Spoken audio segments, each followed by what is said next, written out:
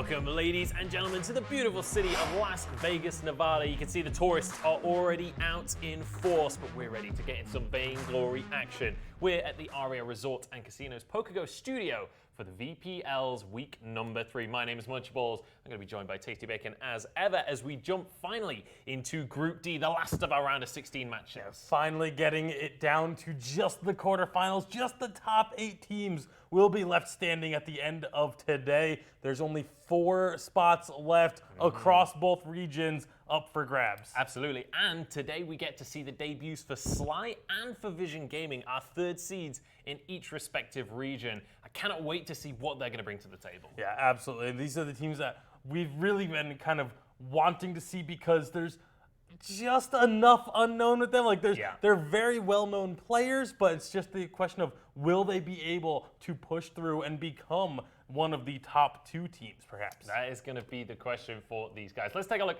at how today is going to be panning out across the course of it. It's going to be our Razor Phone matchups. It's going to be Sly up against Team GG to start things off. And then we'll be jumping into Fiery Tail Sports up against the Shiny Sheeps. Then over in North America, we'll start things off with Vision Gaming against Witch Doctors, and then we'll round things out with our Turtles in a half shell. It's going to be Dorea Esports and Jenner's.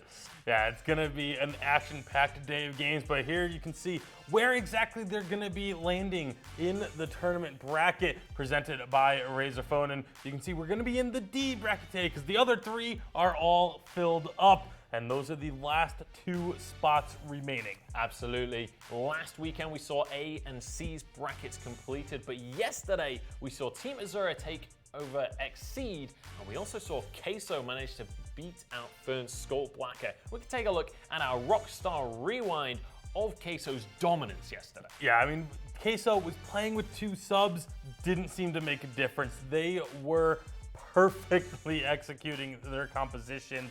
They took the fight to Fern Skull Blacker and just never really gave them a chance to get involved in that series. Yeah, and honestly, you have to, when we talk about Queso now, we have to talk about Hundor. Yesterday, he broke the kill record for the VPL on Anchor, something no one's been playing, basically. Everyone's been banning it, no one's had any success, and he comes in and just blows everything out of the water. Yeah, and it's not just an individual effort. Obviously, you give Hundor a ton of praise for that, but it all comes down to the team working together to make that happen. The composition was set up perfectly for an Anka, and they executed it incredibly well so that he could have an exceptional performance like that. Yeah, absolutely. And it has to be said, the whole team did exceptionally, but I want to highlight Tyrus as well. Tyrus, at the end of the day, was the one in control of the map. He was in every single fight. He was making the plays happen. He was always there for his team, but also his Tony mechanics, he was landing those combos beautifully. Yeah, I mean, setting up Anka to go in and get triple and quadra kills, which we saw Hundor doing. And once someone gets stunned and locked in place, it allows then the rest of the team to say, okay, now we can position how we need to in order to secure these kills and continue our aggressive dives that were making pretty much all series. Yeah, absolutely. Honestly, I'm excited to see more of Queso down the line. I'm excited to see them against the likes of, you know, the other top seed teams. Your teams like Sly, like Clash especially. If we could get a Clash Queso final, that would be something else. The bracket's set up for it. We'll have to see if that's going to happen. But it's time we get on into our first matchup of the day, presented to you guys by PlayVig. It's going to be Sly going up against Team GG. Now, this is definitely a matchup I'm excited for. It's a matchup that, you know, Sly, definitely a favorite for this one. So we were talking to Keanu Nakoa during the week, and let's see what he was saying coming on into this in our Razor Phone. What's up, Vainglorians? My name is Keanu Nakoa. I'm the captain of Team Sly. We are the former Rising Lotus lineup, which got 3rd in the X-Control Premier League. Now we are aiming for at least the 2nd place in the VPL. Today will be a quick 2-0. See you on the fold. And you see, Keanu Nakoa was confident coming on into this week. Now, just to let you guys know, Keanu Nakoa is not going to be playing today. He's had to sub out last second, which means this is basically what these guys are missing. These are his stats from the preseason. You can see his stats in the preseason weren't actually exceptional. He was on Rising Lotus, and they were exactly middle of the pack. Yeah, I mean, the 50% is pretty much when you talk Rising Lotus in the preseason, That was what you were expecting. It was the 50%. They had that 5-5 win ratio. 5 wins, 5 losses. 50% kill participation was pretty much their average for all of their players. So it was very much this middle of the pack team. We talked about a little bit earlier in the tournament with the organization Rising Lotus and how would their new roster fare. But this is the players from the Rising Lotus that were in the preseason. Yeah. And so now these guys, they really need to step up in a big way if they want to be in contention for one of those top spots. Yeah, I definitely feel like Keanu Nakoa is kind of the one of the cornerstones for the team. He's the guy that started Rising Lotus in the first place. But with him out of the lineup, you have to start to talk about Sneaky. Sneaky is a guy that has the ability to take over games. I especially remember his Black Feather play, which we've seen a tiny bit of Black Feather, not exactly meta right now, but if he's enabled, he can take over the game. But we have to see these guys, like the key to success is them setting up Sneaky to be able to carry. Yeah, and around Sneaky as well is going to be key. As we take a look at the roster that they're going to be using, you do see it's going to be Solicitude in there for Keanu Nakoa, and then Sneaky, Cracks, Nomad Vagabond, and Safantu. So the big question I have around them is going to be shot calling, because Keanu, that's one of the things. He's this voice as a captain. He's a captain for teams usually in more than one sense. Yeah, absolutely. And their opponents coming on into this one is going to be Team GG. Now, we have seen Team GG play earlier on in the tournament in our play-in round, and they actually impressed in a couple other games, but they were inconsistent. Their roster is going to be Maysam, Aina, Reza VG, Drax Mage, and Iran Power. Now, these guys had definitely inconsistent games in their play-in rounds. They lost their first match, but they did have some very highlight players. They had some very highlight moments as well. Aina on his Maline had like a 15-kill game, very impressive, and he did a great job to use her kit effectively to carry. But also, Maysam had a great Kestrel weapon power game, which we don't see weapon power Kestrel that much these days, but to be able to still carry on it and do exceptionally well is promising. They had some individual moments, but the big issue with Team GG was their team play. Like their decision making as a team was just not up to snuff, and that's something that needs to change dramatically if you're going to stand a chance against a roster like Sly. So hopefully for the side of Team GG, that's something that they worked on in these past week or two, because if not, like there was very, very sloppy shot calling, very, very sloppy decision making around the Dragons specifically. Yeah, we'll have to see how they've improved as well in terms of draft, because game one of their play-in match, they drafted things like the Ozo, and it kind of, their whole composition didn't quite fit together that well, and they ended up losing that game. So I'm curious how they're going to approach game one of this series, especially against a higher profile team like Sly, that you know Sly are going to draft well. You know for a fact that's going to be happening. They're actually going to start things off banning away Flicker. So Flicker definitely a pick that has been a lot more prevalent in the especially this weekend. We saw it sneaking through. We saw it in X Scoundrels tournament, but now it seems to have become a staple pick, if not banned. Yeah, it's getting banned pretty frequently, right up there with the Fortress. I mean, Fortress has pretty much been 100% ban rate for the most part. It's like it's over 90% for sure, but it is very few times has Fortress gotten through the bans. I'm curious to see what they're going to go with as a prioritization for this first pick, because we're seeing the Ozo be hovered, but I want to also talk about the fact that we mentioned Sneaky and how he's going to be a cornerstone of this team now. Back in 3v3, his emphasis was on the Black Feather. That was one of his most signature picks. I don't know if that's going to continue to be the case here. His Black Feather Kestrel were his top two in 3v3, so now in 5v5, though, it's a completely different animal. Grumpjaw is going to be locked in, though, for Team GG, which Grumpjaw right now is incredibly strong. The buff to his living armor certainly did him a lot of work, but you can do a lot of damage without really having to build towards it. So if he can use that effectively, he can be an incredibly strong tool for initiating those fights and then also removing an opponent from them. So if used effectively, Grumpjaw can take over a game. Yeah, especially early to mid game. That's where Grumpjaw really excels right now. And so you can get a little bit of an early game advantage with him, and then use that lead that you've built up with Grumpjaw to then have one of your other heroes and other players excel once you get into the late game. So it's a balancing act of, you don't want to put everything into the early game basket, because then if you don't close out the game extremely early, you're left with a late game that is very lackluster. So Grumpjaw, a lot of people are liking him because of the ability to set up later game plays. Yeah, absolutely. We are going to see the Sky, I assume, weapon power locked in there along with a Lorelei. So I like the composition from Sly so far. Very safe picks. Nothing that's really going to give away the game plan right now. Everything is pretty tame in terms of those picks. Tony and Grumpjaw on the side of Team GG, and now they kind of have to tell Sly where they're going with this draft. They're hovering the Vox. We are going to be able to get that draft reset. Somebody didn't quite lock in time there. All of the picks that have been locked in will be reset exactly the same as they were. We'll be able to continue with the draft. But I'm curious to see where they go with this one, because, you know, we saw Sly hovering the Ozo at the start of that draft. I feel like that was a nod to Team GG's loss in the first week, honestly.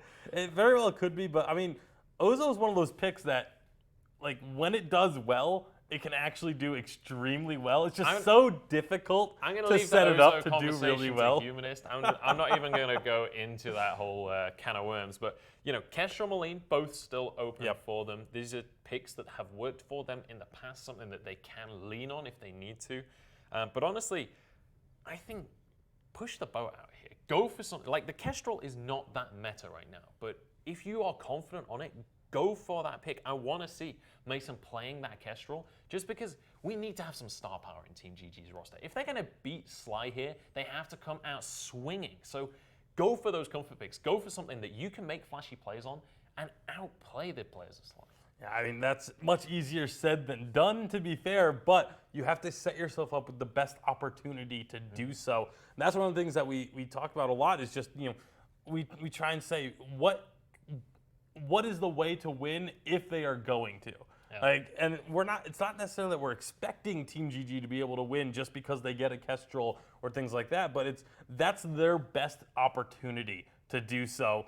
And you have to kind of bring your A game if you're going to try and beat them. And your A game may not be up to snuff with another team's A game, but there's always the chance that Sly isn't bringing their A game today. I mean, you never know what could happen, but you need to be set up in your best possible scenario. Yeah, I mean, bear in mind, Keanu Nakoa is not playing with Sly. I'm not saying that doesn't mean Sly aren't favorites. Sly is still pretty heavy favorites in this one, but without Keanu Nakoa, things do change up a little bit. I'm curious to see how the in-game dynamic is going to look, how coordinated they're going to look, because Keanu Nakoa is always this player that's known for being very smart in the game. So without that guidance, we'll have to see.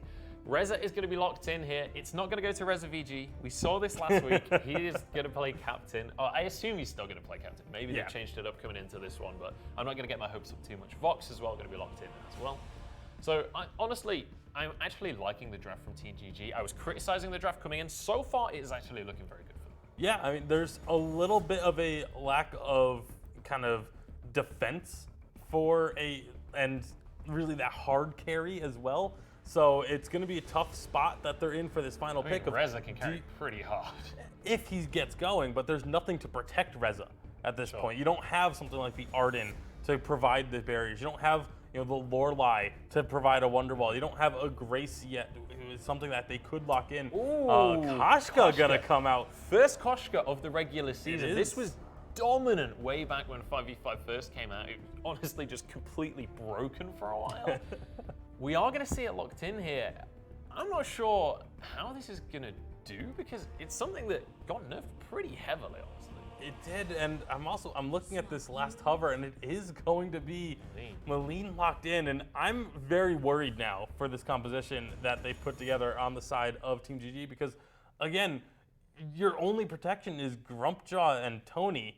That's not going to keep a carry safe. I mean, it's all about snowball, right? It's win lane, win game with this kind of composition when you don't have a big beefy front line. But against a Koshka with all squishy characters, you have to kind of worry about that situation. Yeah, and again, I would have like, loved like a Finn last pick or something like that. Yeah, you need something to keep those carries live because, like you were saying, Reza can be your hard carry, but Reza jumps in with this composition, he just gets blown up and nothing happens. Like, there's not an opportunity for this Reza to dive in unless he's joining a fight late, which you're basically committing to starting 4v5s all the time.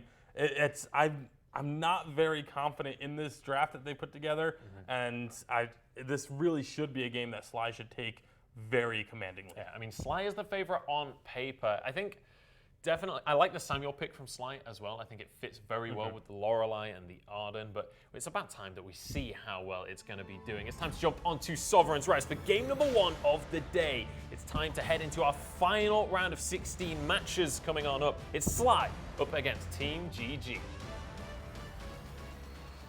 Welcome back to the European VPL. It is Dalsy and FlashX bringing the action here. Jump into game 1 of the evening. Sly up against this Team GG, and FlashX, how you feeling? Dalsy, how's it going, my man? Definitely another huge honor and unexpected surprise to have you on the desk.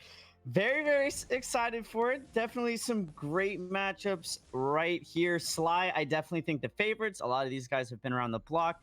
They have a lot of experience. They're familiar with playing with each other to an extent. In Europe, a little bit slower of an early game start than what we're used to. Some nice counter invading by both teams. But yesterday, I'm not sure if you were able to catch those matches. There were a lot of kills going over in these first minute to 2 minutes of these games. Yeah, I'm really excited to see which team is able to find that early aggression. So far in this early game, Sly picking up the more advantageous invade. Sneaky was able to secure his double bears, whereas for Sly, they weren't able to. So already gold and experience swinging over to them. And with a Koshka early game, you have to anticipate that potentially Solicitude can do some work. Yeah, Solicitude definitely going to be looking to get aggressive. Koshka, though, not a hero that we have seen very much in competitive play in actually quite some time. He's going to get deleted, though. I mean, I don't even know what to say there, FlashX. Don't mess around when there's a Meline in your lane. It's just simple Vainglory premise. She does damage. Yeah, that was a little bit of a questionable play there. Sly, I'm having some trouble understanding what they're doing. Is this a Koshka in the mid lane? It seems like it. Safantu's down bot hard pushing. Seems like they want to put pressure down onto Iron Power in the bot lane.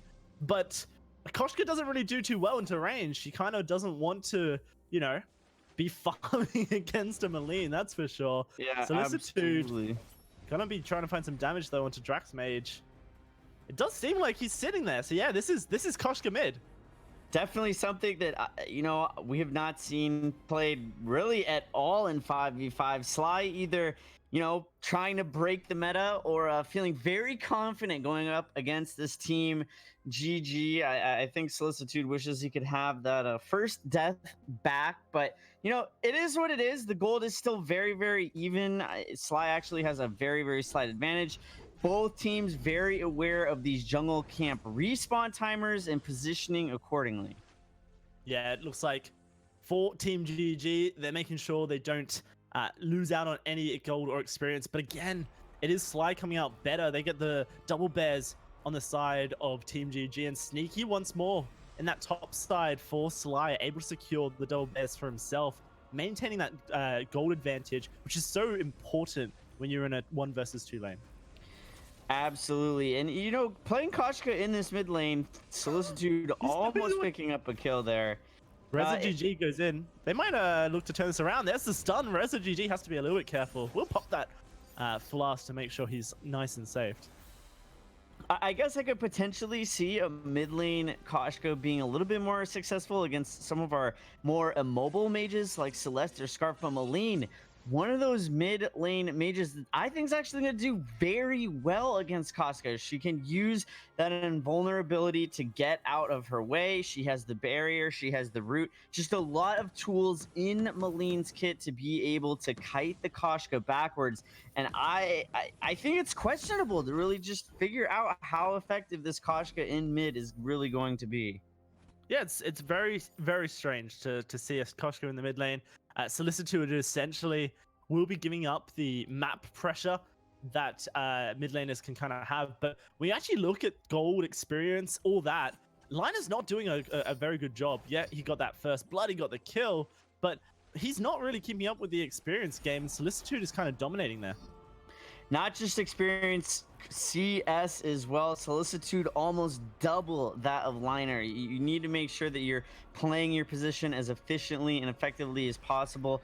CS, a very, very important mechanic to be able to make sure you're maximizing the amount of gold that you're able to accumulate on the map. Fight over this Crystal Treant. On the side of Sly, it looks like Team GG will contest it, but it's secured by Solicitude. Diving onto Liner, the damage on this Koshka, unreal, and we'll find a kill before backing away. Sneaky Mr. Tanky looking for one of his own, will get it, and that's Drachmage down for the double. Only Mason left alive. This went horribly for Team GG. Definitely exactly what Sly needs here. They have a very strong early game composition in both the Koshka and the Samuel heroes that you really need to make sure you're capitalizing on these early game engagements. They do exactly that. I think that if you are Sly, you do have to be very careful about allowing Team GG to scale too much into this late game, because a late game Vox and Moline can be absolutely lethal. So I have a theory here, Flash X, and you know, this is always fun when play-by-plays come up with you know, great analytical theories, because oftentimes they're crazy and unreal. But we'll talk about it in seconds, because Liner is in trouble. Ooh, I was wondering if Solicitude would tower dive here. Maybe Sly have put this Koshka in the mid lane, because what you really want to secure your own Crystal Treant is the jungling prowess of a melee hero who can jungle, like a Koshka. And then you put your mid laner down bot, and you just dominate the jungle. Oh my goodness, look at that damage coming out already. Very strange composition. That's really all we know. But so far, so good. They've got a huge gold lead. Absolutely. I mean, they're making it work for sure. A level 7 on Solicitude. He's out leveling everyone on the side of Team GG. He wants more though. Yeah, going in, and that's just CC lock for days. Good night, Vox. See you in the next life. Drachmage will be fairly safe under his turret. When we talk about turrets, already one secured for the side of Team Sly as Krax picks up the bot lane. Yeah, Safantu doing a phenomenal job rotating across this map. Krax 1v2? There's no way he gets out of this alive, but maybe he picks up a kill. That's going to be the Grumjaw ult. Getting those cooldowns resets. Krax pops the boots and gets out of dodge. The slowdown from Moran will pick up the kill. They trade one back. I said Reza would be safe under the turret. He wasn't. Just dies. Drachmage not able to escape Samuel. Some great back and forth. Like I was saying, Safantu doing a great job. He was in that bot lane for quite amount of time. He's up in top now, though, putting so Holy much moly. pressure. That's just Jesus. The damage coming out of Safantu here with just that Spellfire and Sneaky. I'm not quite sure what that was. I think he just wanted to say, hey, look, Team G, we don't even need our ultimates, and we're taking your weapon Treant as well. I think it might have been a misclick. I saw the scout cam come out shortly afterwards. I've definitely done that myself, the scout cam being right next to your ultimate ability. But yeah, I bet he wishes he could have that gauntlet back right about now. Would have been helpful. Potentially they could have turned whilst trying to secure that gold oak for themselves. 8 minutes in here, Flash. A 6,000 gold lead for Sly, and there's no slowing them. Yeah, they got to be feeling really, really good about it. These early game heroes pressing their strength to their advantage. Safantu in a 2 versus 4. Yeah, Safantu is. But look at that. So much damage coming out from this side of Sly. They just continue to lay down the hurt. And it doesn't feel like there's anything Team GG can do. They want to find at least one kill here. But look at Solicitude. He just deletes the Malign from the map. And he wants to get a double. Is going to be secured for the side of Sly. And now with Grumjaw going down, just narrowly missing the ace timing. But 5 kills to Sly. Yeah, they're feeling themselves. They're in their rhythm. They're all operating on the same page.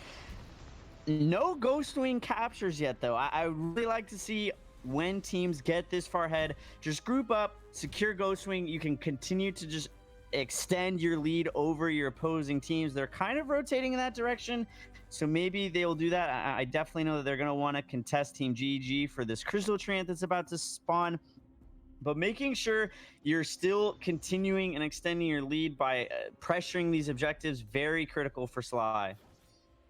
The solicitude just diving on in, deleting people as he goes. 2 kills again over to Team Sly. It just feels like clockwork at this point. Draxmage trying to go aggressive. Safantu happy to just sit in this drifting dark and do the deeps. The rest of the team come out to try and support. Mason may be in trouble here as Crack's laying down the hurt. The Lorelei pool slows him down, but it looks like he may have just escaped. Draxmage, not so sure about him, but he has a flask, so he's all right for now. Sly, they want to take down this tier 2 mid lane turret. They need to make sure that they don't overextend here, as Sneaky, still very tanky, just deletes the Reza from the map. And now Nomad Vagabond will get him out of town as well. It's kind of disgusting how much damage Sly have to them. Sneaky doesn't even have any true damage items. Those were he is the banner. That's really it. Vagabond. I mean, they got one, but Solicitude will trade it back. He looks for more. I mean, can Solicitude just 1v5 at this point? Question mark. Maysam. Where did you go? Reza VG has to use the bada boom to escape. Solicitude, I mean, either he's a big fat troll. He did want me to tell everyone that he's a god, by the way, before this game started. Currently 9-1-5 and no sign of slowing down on this Koshka mid. Yeah, you know, I'm not a fan of off-meta picks too often, but Solicitude putting this mid lane Koshka to work. Really, really clean gameplay. Maybe it's just mechanics disparity. You don't really know. Cracks, though, getting engaged upon in this bottom side jungle. I mean, it's not Cracks trapped in with them. It's them trapped in with Cracks as he finds up a kill here. Safantu firing out so much damage. Cracks does take a bit of damage because he gets rooted underneath the turret there. But at this point, it doesn't even matter. With 12,000 gold in the lead, Safantu on this Samuel is just basically one-shotting people with every Malice and Verdict he throws out. And Koshka can one-shot you as well. Yeah, Solicitude, outstanding job sitting 9-1-5. He still has double the CS of his mid lane counterpart there on Liner. He's an entire tier 3 item ahead. He just picked up the level 12 infusion. He's gonna want to go in on this top lane. Yeah, absolutely. And here he goes. Finds the first kill. Onto the Reza. Looking for the second. Looking for the third. I mean, normally this is like super hype, exciting gameplay, but we've seen Solicitude do this pretty much every time he jumps onto an opponent. That burst damage is crazy. Not only are you getting huge base damage out of the Pouncy Fun and the Twirly Death, but the Aftershock burst damage paired with both the Broken Myth and the Spellfire, he is deleting these targets. If I was on Team GG, you need to try and pick up Slumbering Husk as soon as possible, because that burst damage, they are not going to be able to deal with it until they have that item in their inventory. But they're so far behind at this point that I don't know that there's even that much they can do. Sly has the Ghostwing buff. They've released Black Claw. They are going to be looking to close out the game right here. Here comes Sly's finishing move. We'll have to see if it's successful. Solicitude dives in 1v5. And that's going to be the kill going to Sneaky. Jumping forward. They're going to find more. Here's the second. Looking for a third onto that Reza. And he gets it. Liner can't run fast enough from this Samuel as the ace comes through. Team GG, well, they'll be typing it in chat because here comes the Black Claw down the mid lane. That's going to wrap things up for game number 1. Sly started off a little bit slow with Solicitude's quick death in the mid lane. Very, very quickly turn things around, turn things on, turn them up. They've got to be feeling really good with the momentum going into game number 2. Absolutely insane game from the side of Sly. And the early game rotations just slightly better. It get them the advantage, and then as soon as that Koshka gets that aftershock, she actually can contest in a 3 versus 4 against the invades coming through. You are the side of Team GG where you're in a hard spot because you don't know whether or not it's a mechanical difference here, or if it's a draft, if it's rotation. It's probably just everything. Regardless, that's going to be 1-0 to Sly, and let's throw it back to the desk. Well, Keanu Nakoa subbed out, Solicitude subbed in, and then hard carried, absolutely destroyed this game on Koshka. Yeah, I mean, Koshka's B ability is called Twirly Death. There was a lot of twirly death delivered that game. Yeah. My goodness, was this the- Koshka absolutely out of nowhere too. Like no one has played Koshka yet. Nobody's playing it, nobody's talking about it, and then suddenly he just charges around. I mean, the fact that he died first as well, started it was things like, off by it was just like, okay, dying maybe mid, this is a little shaky. Like dies mid right off the bat, and then just starts the ball rolling somehow, gets a couple of kills early, and then just, I mean, by like 10 minutes, he was 2-shotting, 3-shotting these carries. Like, there's nothing you can do when Koshka gets that far ahead. Let's take a look at our bracket at the end of this one. That's just game 1 in this series. But let's remember that these guys are playing to try and get on into the quarterfinals. Sly 1-0 up against Team GG. And later on, we're going to be seeing Fiery Tail up against Shiny Sheeps. That will be the winner's next opponent. The winner right now, looking like it might just be Sly. yeah, I mean, we expected Sly to come in and take this series. They were the favorite. Team GG, again, I'm not going to beat around the bush much. They didn't look very good in their play-in win, but Sly absolutely dominated. Speaking of the play and win, we can take a look at some of the good moments from their victory against Notorious Triad. In a Rockstar Rewind here, they definitely, while they weren't the most coordinated teams, when they did manage to win out these fights, they managed to win the fights convincingly. Yeah, I mean, like I said, there were positive moments in these fights, but it was they had to get these engagements almost perfectly, and that just didn't happen all that frequently. But when they did get them, they were able to absolutely steamroll over these fights. But again, didn't happen here against Sly. It was Sly were the ones that were getting the engagements when they wanted, how they wanted, and absolutely controlled that game. Yeah, and honestly, the biggest thing for me in terms of Team GG was we need to see these guys just play it a little bit safer in the early game. They were trying to go toe-to-toe with Sly. They were trying to fight against an early game Koshka, which, Koshka, especially once you get a couple of kills, you're not going to be able to beat that in early skirmishes. So just like, you got Mason, you got Aina, who both have shown that they can carry games. But you have to set them up for that. You have to play it a little bit slower to start things off, and you have to allow them time to get some items and get in a position where they can carry. And also, draft for this. Give them some early picks so that they can try and take over the game.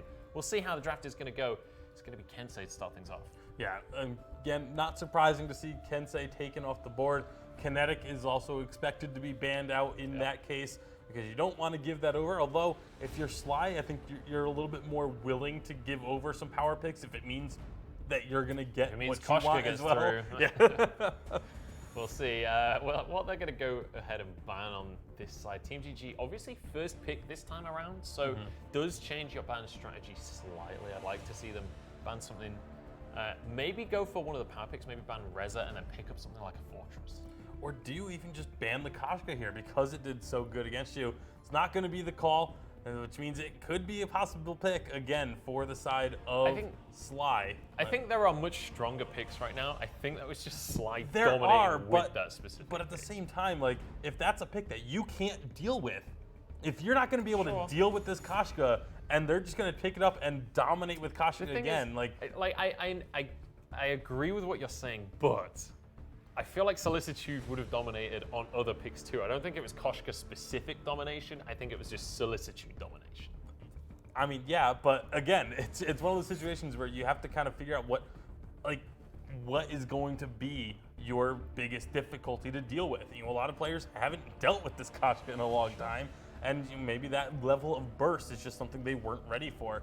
Obviously, the draft has continued on. It's going to be the Arden first pick. Going for that safe first pick. I do like that they got themselves an actual dedicated captain this time around, because while yes, Tony can be built as a dedicated captain, and has been getting built as a dedicated captain, again, they're a team that when they do win, it's because they're engaging the fights, and there wasn't a way for anyone to follow up or protect a carry that was trying to engage. We said that we needed more early game presence from Team GG, and they've locked in the Churnwalker. For those of you guys at home that don't know, Churnwalker, one of the strongest captains at level 1 specifically, because of the shared damage, because of the sustain he offers. You could definitely have a big impact on the game at low levels on Churnwalker, so I'm excited to see if they can use this effectively. Also, the Maleen locked in. We saw Ina do exceptionally well on Maleen I mean, they got back first in blood. week 1. I mean, yeah, that's very true. So they are setting themselves up for success here. The composition makes sense so far. On the other side, though, we do have a flicker for Sly, which means, you know, very strong hard engage, very difficult to predict how this team is going to play when you can't actually see where they are. Yeah, they've got the triple captain composition going on right now. All three of those heroes can play in the captain role or can go for a little bit more damage oriented. I would expect to see the Lorelei and the Adagio here be a little bit more damage focused. Maybe not so much the Adagio. The Adagio is a lot of teams are kind of playing him more as a captain, but we have seen it flexed as a crystal carry. We have seen it as a weapon carry as well. So that one's a little bit more up in the air, but the Lorelei I would expect to be a crystal carry for the side of Sly. Yeah, we'll see how they choose to continue this draft. Obviously, got a Vox locked in, but at this point, the last pick for Sly is very much they can choose what direction they want to go in. I'd love to see them pick up something tanky, though, honestly, because like maybe something. I mean, Tony's already locked in, but you know, Grumpjaw's still on the table. That could be something that's very good for them. We're going to see Tony locked in on the side of Team GG, and looks like they're going to round things out here with a Gwen. This is a much nicer composition from Team GG. We said this in their week 1 game. Draft number 1, not very strong. Draft 2 and 3, fantastic stuff. Same consistent theme coming through here, Team GG. It meant that they won the last 2 games last time around. We'll see if this gives them a better opportunity. I was going to say, that's the difficulties now if they can get to a game number 3 to keep that trend going. But you know, with now the Scarf being picked up as the final pick here for the side of Sly, you know, you've got a good amount of damage, but not really any of that tankiness. So that's one of the only concerns that I would have with the Sly composition, but there's not a lot of burst aside from the Maleen. One big thing, though, on the side of Sly's composition, they've got a Vox coming on in who's going to ramp up a lot throughout the fight. And we're going to see, basically, they want long, extended fights. They want to be able to stack breaking points, stack Dragon's Eyes. They want to be able to just draw this out because they have sustain as well. They've got the Water Wall from Lorelei. They've got the heals from Adagio. And then they have Flicker as well to disengage if necessary, or to just force the situation, get a pick, and start that fight rolling. So definitely not the easiest composition to pull off, honestly, being able to extend a fight and just kind of stay on the border of hard engage and being able to escape. But the thing is, the composition they're up against is 3 heavy, tanky, beefy heroes, which lends itself to longer, drawn-out fights. So I actually really like the way that Sly answered the draft from Team GG. We'll have to see if it's going to work for them. Team GG's last opportunity here in the VPL. It's time to pass it over to our casters. We've got Flash X, guest starring Dowsy this week as well. Take it. Alrighty, we're back for game 2 here of Team GG versus Sly. Flash checks, it was a domination in game 1. We'll have to see if GG can turn it back. GG needs to step it up big time. A little bit of damage exchange back and forth down on the bottom side. Liner is back again on this Maleen in the mid game. He in particular, I really think needs to step it up this game and have a much larger impact. But looking at these 2 drafts, I really like what Sly has going on. You saw Team GG pick up the Churnwalker. Sly recognizes that. They said, okay, you have Churnwalker. Yeah, we're going to draft 4 ranged heroes around that. That's so hard for Churnwalker to try and deal with. He excels much better going against melee heavy compositions. Obviously, the mechanics might be a little bit of a deficit if you're on the side of Team GG, but you know what? They just need to keep their composure together and step it up big time. Liner may be in trouble here. Level 1 burning, flask popped. Celestin wants the Spitfire for the first blood, and he'll get it. And that is just how much damage a Scarf can do, and immediately moving into the enemy jungle to steal away that. Yeah, it's going to be a great invade by the side of Sly. Team GG. It's so hard when you lose such a game so brutally, like you do in that game number 1. It's so hard to kind of keep your composure. People get frustrated. I mean, that's just the nature of competing. It happens though, but it's these best teams that when they are in this situation, they can find their footing, hold their ground, and make a comeback. Team GG looking to get a little bit aggressive here. Yeah, another kill goes over, but this time too, Team GG able to pick up the the Lorelei here. Solicitude on this rainbow scarf, looking about as colorful as you can with both the orbs, the buffs here.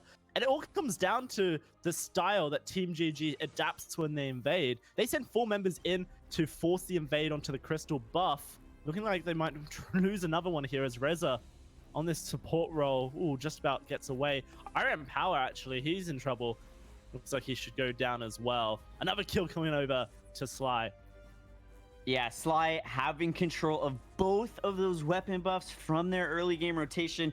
So hard to run away from that. The slow that comes with the weapon buff, such a strong advantage in these early game before people have their boots online. Team GG already starting. They're almost down 2k gold at just 3 minutes into the game. Sly continuing to apply this jungle pressure. Team GG, it's looking pretty bleak at this point. Yeah, bleak is probably the best word for it here. Sneaky trying his best to defend the Crystal Treant, but what he is able to do is to defend those backs, the double bears, which means that it's more golden experience denied. Now Reza VG gonna get rooted on up and taken on down. Maybe they pick up Safan too, but nope, doesn't look like they're able to, as he is able to escape the turret immediately. Sly moving back into the red side jungle to continue this oppression. Jungle Flicker has absolutely exploded into this meta. It's so tanky. The amount of utility on it with so many of these new items, super effective. Liner. I mean, Liner tries to 1v3 and fails. Does lose his life. Now, this invade continuing to do work as Solicitude is just doing so much damage on the backline. Pops the boots, trying to escape this damage, trying to pick up the Gold Oak with the Spitfire, and they're able to. And there's just nothing Team GG can do. With these slows coming through from Sneaky, they just continue to run away scot-free and picking up a huge gold lead as they do so.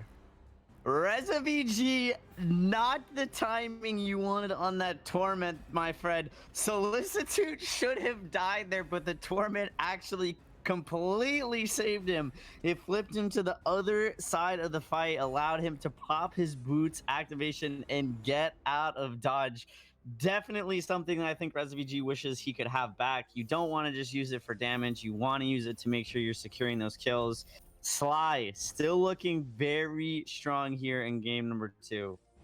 I love how much damage Scarf is able to output, and when you don't fear the Malign, you know, hero that's obviously very good at just bursting down these slightly immobile, squishy mages like a Scarf usually is, then you just are so dominant. Solicitude already with 3 kills on a little bit more of a conventional pick here, hitting level 6 as well, can unlock his ultimate if he wishes to, and it just feels like Team GG don't really have it in their tool belt to stop this this rampage that Sly continuously are building. Sly are on a massive rampage. Lorelei, great boots by Sneaky to get out of what would have been a 4-on-1 there in that bot lane. Solicitude, though, he is scaling so quickly. The damage is unreal. Looks like it's just going to be kills for Sly here as that Scarf ultimate burns for a triple kill. Solicitude, doesn't matter what you put him on, he's going to find the kills. Yeah, Solicitude has looked great in both of these games now. Biggest thing I like to see from Sly is a Ghost Wing capture right now. We'll see if they recognize it. Yep, I think that's great. That was definitely the biggest area of opportunity I think they could have improved on in that game number 1 is just making sure they have quick rotations on these pivotal objectives. Vox still going to be applying pressure onto that Arden and that first turret in the top lane. And with Ghost Wing capture, Crack's going to be able to dive underneath that tier 1 turret. Yeah, he's looking for the kill here, and one more auto attack does the trick. I mean, oh, we've got a turret bug? I haven't seen that for a while. That's a little bit unfortunate for Iron Power, as clearly the laser is saying that it should be firing at Cracks and it isn't. Feels bad, man. Crack's doing whatever he wants underneath that turret right now. That's yeah, that's a freebie that I guess probably should happen. It's gonna drop a shot there towards the end of it. It's not game ending. Like if this game was closer, then it's definitely a lot more feels bad, man. At this point though, it just feels like for Team GG, you know, they're up against a rock and a hard place, and someone swung a hammer at them whilst it's happening. That's just really unfortunate.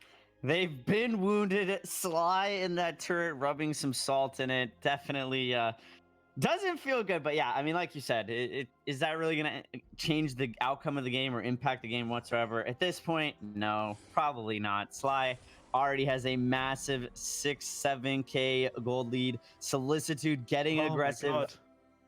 He's going to get this kill onto Reza, and I wonder what's going to happen next. Like, Safantu onto Liner, Ace's high can't save you, Draxmage in trouble, the bada boom to escape this Scarf dominance. But now this turret was going to get melted, and probably Gwen's health bar as we speak. There it is, the slow. There it is, the auto attacks. You can't escape this. Solicitude with his, I can't even count, 8th kill of the game. Solicitude. These mechanics, both of these games have been insane. Oh, wow. Keys, BM there, still in that 9th kill. But, I mean, a kill's a kill. It's all good. Kill secured here. Solicitude's in trouble. Oh, the burst. You're seeing it from this Maleen, but Sneaky with the big boy save with that water war. Is going to lose his life eventually, but they're going to turn this around, find 2 kills on the back of it. Reza VG, he's only just respawned and he wants to, you know, not die again. This Gold Oak will go down. It is going to be secured by Sly. Nothing that Team GG can do about it. Solicitude throwing away the perfect game. Feels bad, man, but he continues to scale. He's got the Spellfire online, the Clockwork's online. He's probably going to look for a broken myth next, but honestly, he's so far ahead. If he wants to go for another damage-heavy item, he can definitely do so, like a Dragon's Eye, like a Shatterglass. Cracks and Keys, though, in this top lane, aggressing on Iron Power. I think he's done. Yeah, this time the turret's firing at Cracks, but it's not going to matter because Iron Power, there's nowhere to run, nowhere to hide. Keys tanks it up a little bit more, but eventually they find the kill here, and Cracks will walk away fairly alive there. And they can turn back their attention and make sure this turret loses its life as well. Turrets, turrets, and more turrets. They are dropping like flies at this point. I think that Sly probably could have secured that bottom lane tier 1 turret. Once you really get these turrets, it allows much more room and opportunity for map control. What happened? I'm sorry, Liner. You just disappeared on me. 1 Spitfire, 1 Goop, and good night, Maleen. The tier 3 turret in the top lane going down to Sly. They were completely uncontested during that sequence. May Sam in a little bit of trouble. Cracks and Safantu both very low. They need to try and kite out of here if they can. Oh, Cracks might lose his... Oh, that's such a nice combo. Bada boom into Gauntlet, but they still haven't taken down Cracks. They have to pull Liner in to make sure the job gets done. It does look like the Ghost Wing will get secured. If only it was secured half a second earlier. Imagine that shield. Whew, could have saved his life. That barrier may have allowed for Cracks to create a little bit of a highlight reel, but yeah, with the side of Team GG having to respond to that top lane pressure, a lot of opportunity for Sly to secure Ghost Wing. It's not safe to go alone, Maysam. Solicitude's on the hunt, looking for more, looking for everything in this game. Triple kill, looking for the quadra kill, finds the quadra kill. Only Liner left alive, and Solicitude says, "Dive, I want the penner!" But his team's not gonna do it. Feels bad, man, Sly. You've let the team down. Solicitude deserves a penner. 15 kills at 11 minutes. We rarely see 15 kills on a hero, period. I mean, we did have the insane marathon match yesterday, 67 kills. I would be really curious to see like what the all-time high kill score games are in Vainglory competitive play. But Sly, absolutely relentless. Team GG putting up a fight, I guess. I don't know if these are fights they want to take, but Cracks, he's continuing to pressure this top lane. Cracks with the breaking point, already stacked all the way up due to Iron Power's positioning. And there's nothing you can do to save this armory. It's going down, whether you like it or not. And Sly just start taking the Vanguard towards they're at it while Solicitude fights in the mid lane. They don't even care about having a team to save them because Liner's dead. Oh my goodness, it wasn't Liner, but they pick up the kill onto Drax Mage. Now Reza comes in and loses his life immediately. Cracks the Vein Crystal defenses, doing its job. Does finally take down a kill. Here comes Solicitude to finish the job. The Dragon's Breath to burn Mei Sam alive to a crisp.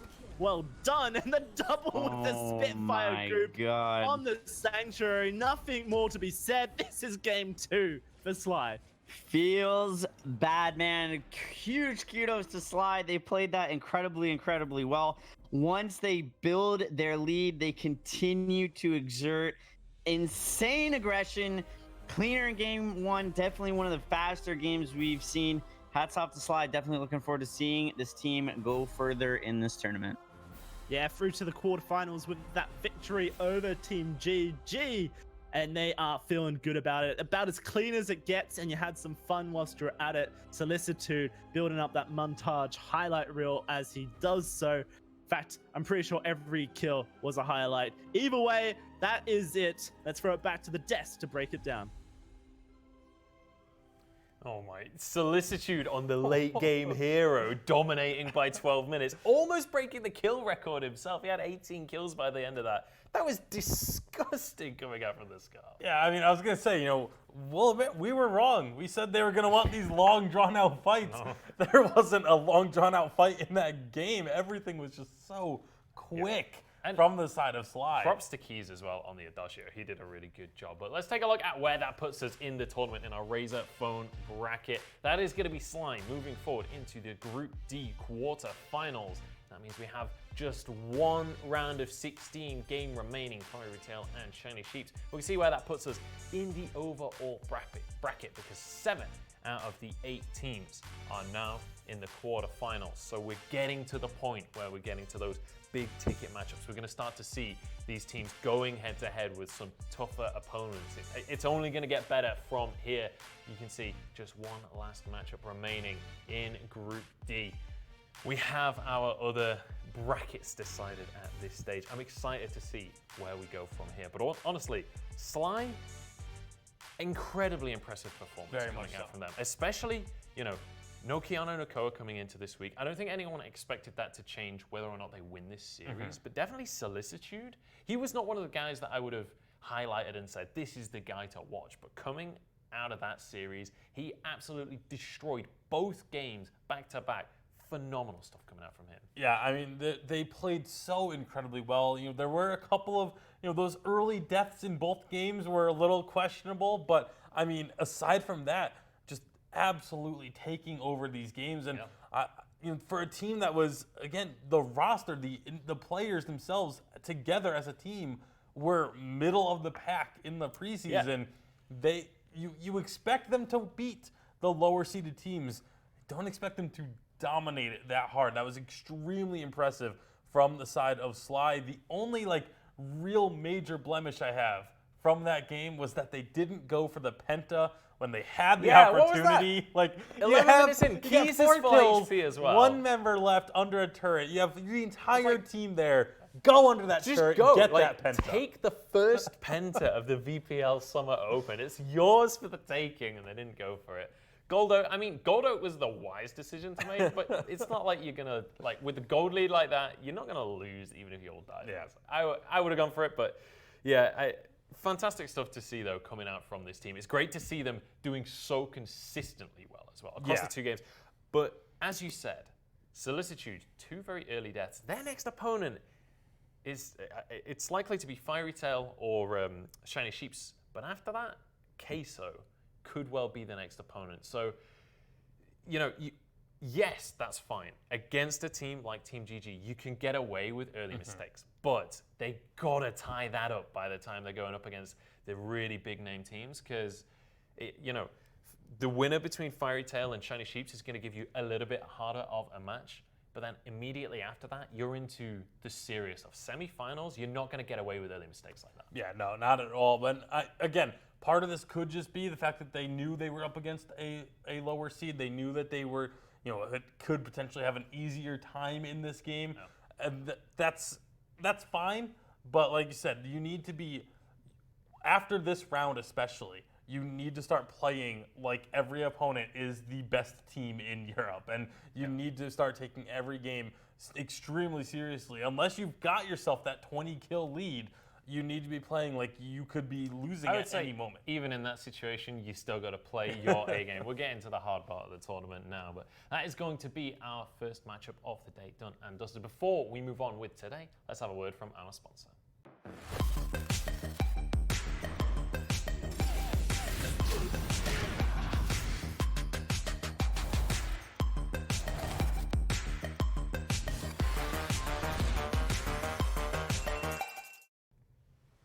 We are broadcasting to you guys live from the beautiful city of Las Vegas. You can see the tourists out in force this morning, and they, I'm sure, are very excited to get on into our next European game here in the VPL Summer Open. We're at the Aria Resort and Casino in the PokerGo studio. We're excited to get on into our next matchup, but let's just remind you guys what we are here for, how this is all working. This is our PokerGo format for the tournament.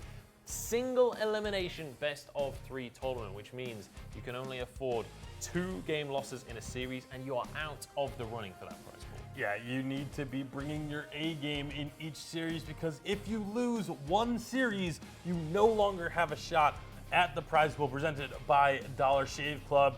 You can see $10,000 total up for grabs, $3,000 to each team that finishes first place if you're North America and Europe. And also, you get crowned as the top team in your region. But it's about time that we move on into our next matchup presented by PlayVig. It's going to be Fiery Tail Sports going up against Shiny Sheeps. Now, this matchup definitely going to be quite an interesting one. Shiny Sheeps, we have yet to see actually playing. They got their play and win off stream, so we haven't seen them on Sovereign's Rise. But Fiery Tail Sports, we know that this is a big roster. These guys should be coming in hot up against the Sheeps. You expect this full Russian roster to come in and kind of strut their stuff a little bit. Yeah, they're definitely going to be the favorite here because, again, you go to established Vainglory players, and this is a team that they've been around the scene. A lot of these guys have been in challengers in 3v3 and have been, in the top of challengers, top 5 teams in challengers for 3v3. Obviously, wanting to improve upon that and become a top team here in 5v5 though. Yeah, absolutely. And one big thing that we have to talk about when it comes to Fiery Tail is the star player for this squad was Voldemar, a guy that has been around the European scene forever.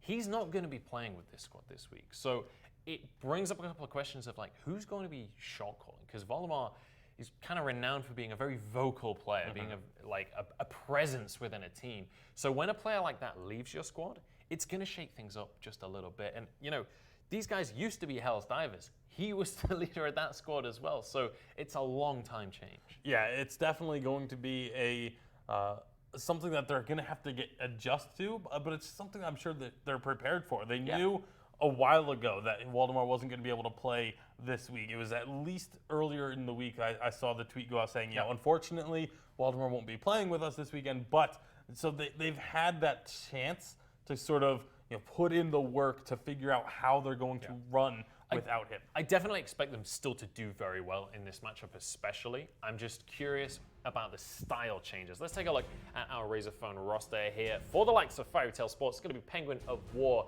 Chrysia, Artem, Perdon, and Luger coming on in. So a couple of names that you guys are going to know. I think Penguin of War, probably the standout name of this squad. Yeah, well, it's probably the most unique name of the squad. But you look on the other side at Shiny Sheeps, and a lot less familiarity with these names. You can see it's going to be Anto, BML, Bruce, S-Gold, and Gilgamesh rounding out that squad. So, not a lot of very familiar names.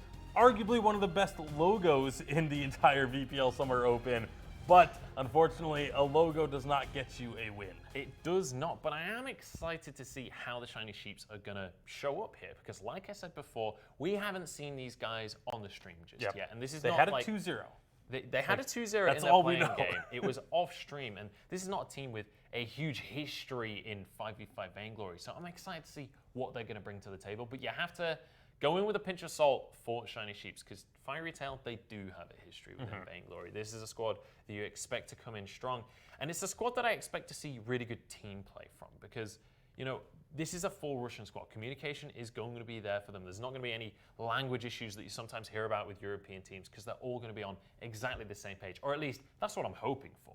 Yeah, I mean, it's definitely the communication should be on point, but again, they've played together plenty of times in the past as in 3v3, and they've been a squad that has had this time together to gain that synergy. So I definitely expect a lot of that team play to be on point, but this is one of the bigger chances for an upset for Shiny Sheeps to come in here. Honestly, I think the most important part of the game for you guys at home to be watching out for is how this first sort of 5 minutes plays out in the first map. Because honestly, right now, the meta is very snowbally. If you can take control of the game, it's quite difficult to come back for your opponent. And typically, the person that wins the first game in a series seems to just roll the next game. It's like game 1's really close, and then game 2 is just destruction. So keep your eyes out for this first 5 minutes, because whoever takes control is going to take control of the series. But let's take a look at some of the trending picks that we're seeing in the meta right now. We've definitely seen an increase in the likes of Flicker and Grumpjaw. Baron we saw a lot of yesterday. Baron is starting to destroy games. Yeah, I mean, a lot of teams are going to start figuring out this Baron pick is actually incredibly strong, and he should be starting to get picked up more and more frequently. It may be one of those things that it's more focused on, like North America is playing the Baron more. We always end up seeing 1 or 2 picks that are kind of region specific.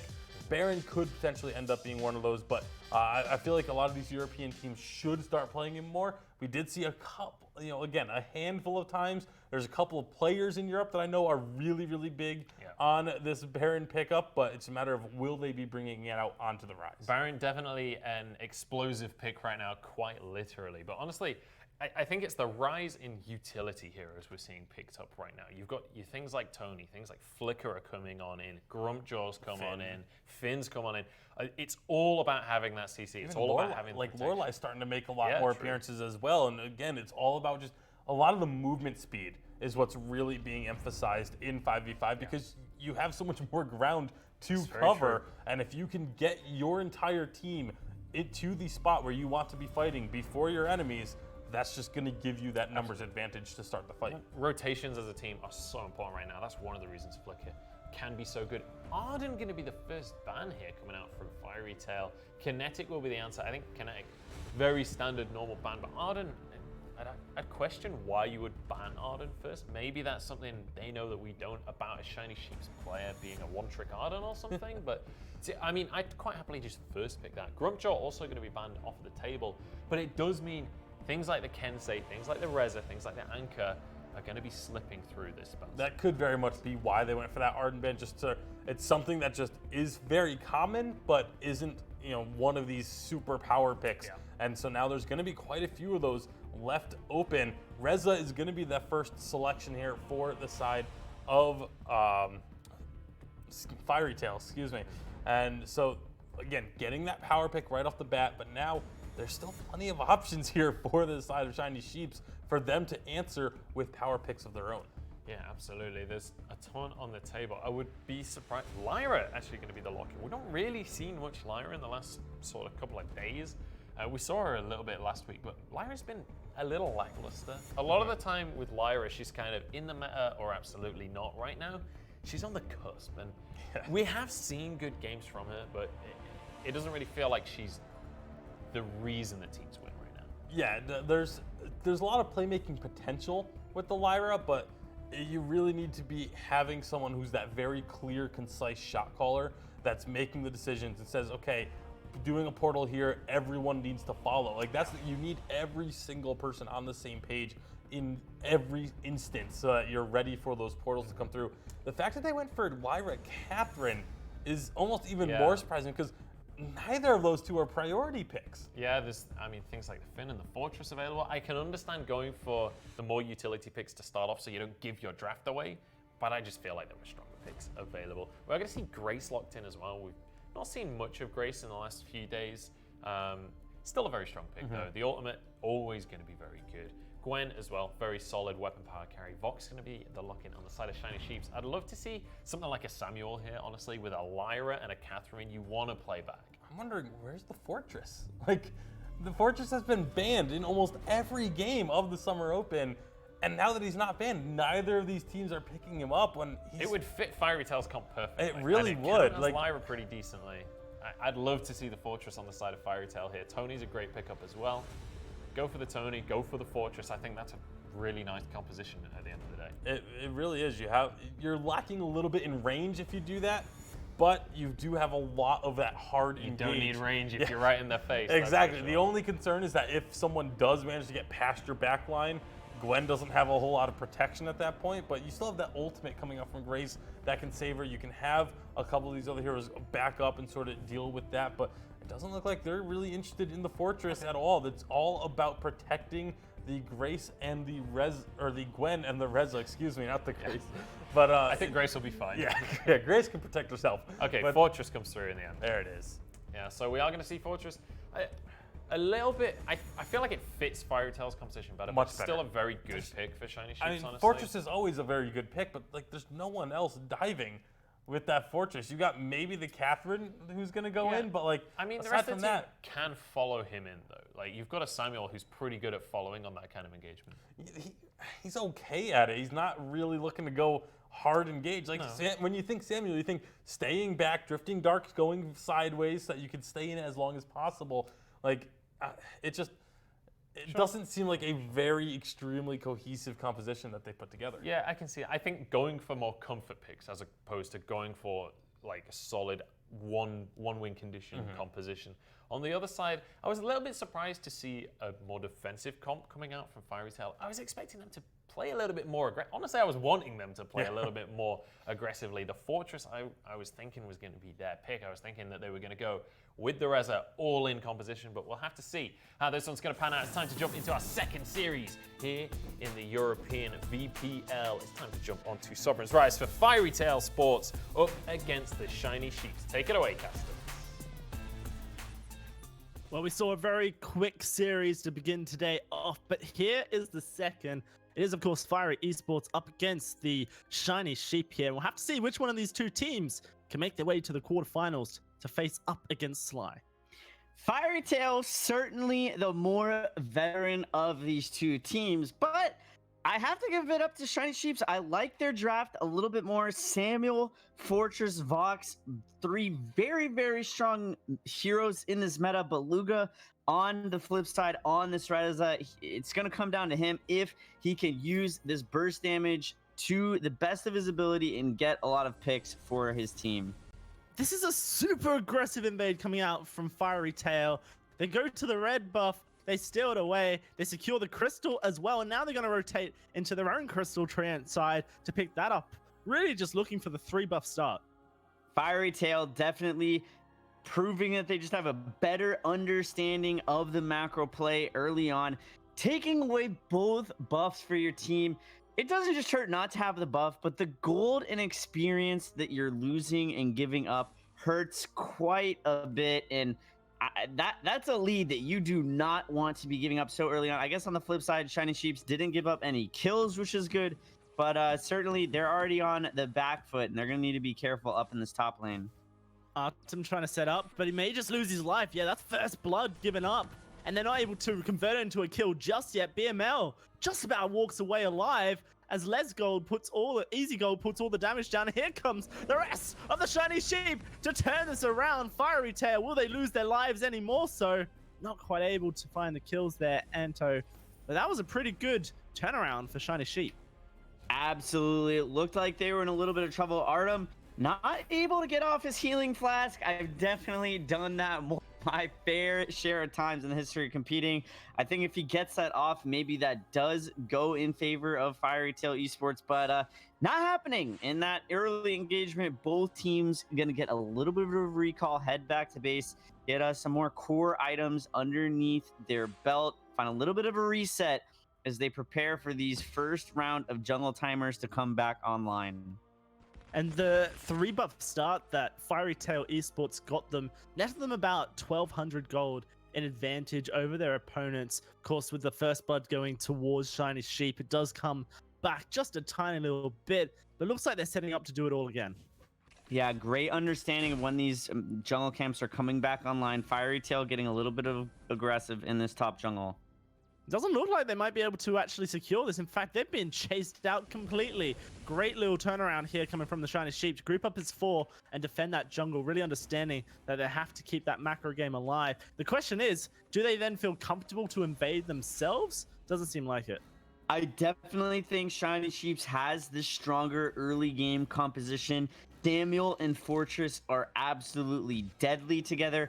I really liked they understood that they lost the first rotation in order to get it back, turn things around. They have to group as 4. They did exactly that, and it just shows that was a great rotation, great counter rotation, stopping Fiery Tails Esports snowball, and just think before things get too out of hand, they're settling things down, and I really like that out of the side of Shiny Sheeps. Yeah, no, it's a good little adaptation. The thing I like is a bit of the Reza in the mid lane. Luga playing one of my favorites here. Has a lot of power against these mages, especially once you get that aftershock, and Luga does. In fact, for bowing boots early to make sure he has that extra gold to afford it, we'll have to see what kind of damage he can do with it. If he can find a target caught out the amount of burst damage of an aftershock Reza this early on, would be probably very, very devastating. Shiny Sheeps recognizing that he's missing from the map. Great step back towards their turret. They're going to be able to recall. Phenomenal map awareness despite neither team. I guess there's a little bit of vision in the top lane. You were saying all this, Flash, and then unfortunately the mid lane kind of just let their guard down. Shiny Sheep lose their mid laner Anto, and now potentially going to lose their red side jungle as well. Feels bad, man. Such a huge level disparity. Luga sitting at 6, Artem only at level 3, but Reza having his ult online not even 6 minutes into the game as this weapon buff in the top jungle is about to respawn. Fiery Tail going to look to capitalize. Easy gold. Is he in trouble? Yes, he is. The taunt comes through, and he's burning away to Artem, who's just throwing out those auto attacks. In the bot side, though, doesn't look good. Looks like they're going to find a return kill for themselves onto this Gwen. That's going to be Penguin of War for losing his life. Luga at this point caught between a rock and a hard place. Oh, he no. might fall as Luga, well. Nothing you can do about that as a Reza. Even if you do use your ultimate to try and escape, and he did attempt it, you're not going to be able to get out from 4. Fiery Tail recognizing 4 down there, finding a little bit of an invade onto that Gold Oak. However, Shiny Sheeps, the great counter invade onto this Crystal Train. However, I don't know if they have enough to make a good advantage out of this. Anton, see you later, friend. He gets the buff, so I mean, maybe hashtag worth question mark. But it's not bad. Like, considering the fact that Fiery Tail or the ones calling all the shots in the early game rotation, honestly, they haven't looked to have capitalized from it, and it feels like Shiny Sheep are just one good move away from coming back into this game completely. Yeah, despite it being dead even at 3-3, Fiery Tail sitting at about a 3k gold lead, and they're going to look to go for this Ghost Wing. I love this early game objective pressure. However, Shiny Sheeps recognizing them off the map, they might look to contest this, and Samuel definitely one of the best heroes to do so. All 5 members coming down to contest this. Luga's going to go on the aggressive here. Goes straight into the enemy team. Bruce survives, but I'm not sure I can say the same about the Tony, who's going to lose his life. That's the Gwen. Penguin of War finding a kill. Can he find another? Looks like he won't be able to, as he does end up going down, despite the heal coming through. The best forever trying to merciless pursuit to safety, but won't be able to do so. Fiery Tail able to turn that one on its head, finding the kills, and now pushing in the mid lane. The mortal wound coming out of Ghost Wing onto easy gold. I think that if that mortal wound and the damage didn't come through, the heal from Chrysior on the Grace would have kept Vox alive, and they potentially could have just ran away with that. I think a little bit of good fortune for the side of Shiny, or misfortune rather, for the side of Shiny Sheeps, because that could have definitely turned things around. We got Luga trying to contest this crystal buff. Crystal Treant will be secured, and look at that double taunt. Anto dead, and BML's gonna go as well. Very nice play coming through from Purdon. That's the burst damage Reza is capable of. Luga sitting with the double buffs. Now, I'm actually rather surprised that despite picking up those 2 kills, they didn't look to go for the Ghost Wing once more. I guess after their first attempt, they weren't really feeling it anymore. That's fine. They're going to secure some of their jungle, rotate up towards the top lane. Easy Gold, weapon buff on Vox, might get aggressive here. Yeah, Easy Gold wants Artem here. He's going to get the kill to push forward. Good little knock up there from Chrysior. And here comes Luger to burst him down. Nice stuff from Bruce. Going to stop that one in its tracks for now. VML going to head up to the top side as this fortress, but really not going to be a super impactful threat until he gets his ultimate online. And at the 8-minute mark, continuously showing that the power is in Fiery Tail, but maybe not as much as we think it should be, because Luger's almost dead to Easy Gold as Chrysior gonna be the one chased down, has the ultimate Divine Intervention to get the heal and get the shield, but they just turn their tides on to this. A dodge here. Artem loses his life. There's gonna be Shiny Sheep picking up the kill. Definitely some signs of life out of the side of the Shiny Sheeps. About 4k gold down, but they recognized in that 3v3 situation that they were much healthier. Lyra obviously playing a critical role to making sure that her team was healthy. They're going to look to take their first turret of the game in this top lane here. Yeah, first turret in general. This is a really good turnaround. But the Shiny Sheeps here. Fiery Tails. They are taking the Ghost Wing, trying to answer back with an objective of their own.